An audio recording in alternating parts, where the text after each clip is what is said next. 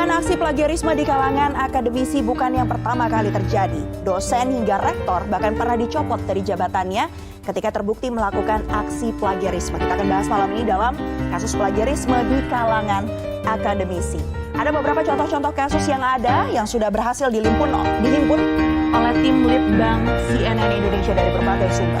Pada tahun 2017 yang pertama ini yang Jadi pada tahun 2017 ada Rektor Universitas Negeri Jakarta, Profesor Djali, yang diduga terlibat plagiarisme dalam pembuatan disertasi beberapa pejabat Sulawesi yang menjadi mahasiswa doktoral di kampus UNJ. Ini program doktor yang ada di UNJ ya. Selain itu, Profesor Djali ini juga diduga terlibat aksi plagiat disertasi dari mantan Gubernur Sulawesi Tenggara Nur Alam yang juga terjerat kasus korupsi ya. Kemudian Menteri Riset Teknologi dan Pendidikan Tinggi periode 2014-2019 Muhammad Nasir akhirnya menilai bahwa aksi plagiarisme terhadap disertasi di UNJ ini ternyata menurut Menristek Dikti plagiarisme di UNJ angkanya itu tinggi. Padahal sebagai rektor yang merupakan pemimpin tertinggi akademik di universitas, harusnya Profesor Djali ini dinilai bisa mencegah adanya plagiarisme yang ada di sana. Dan akibatnya Profesor Djali pun dicopot dari jabatannya sebagai rektor ya yang ada di sana.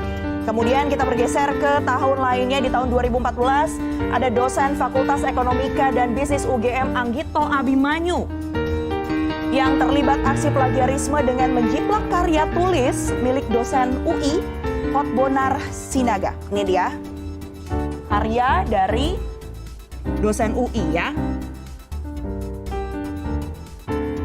Sebuah artikel karya Anggito yang berjudul Gagasan Asuransi Bencana yang dimuat di Koran Nasional ternyata hasilnya itu menjiplak karya dari Hotbonar yang berjudul Menggagas Asuransi Bencana yang sebelumnya sudah juga dipublikasikan pada 21 Juli 2006 ya. Jadi dari 2006 ini karyanya dijiplak dan akhirnya diketahui di tahun 2014. Akhirnya Anggito secara resmi mengaku kesalahan tersebut.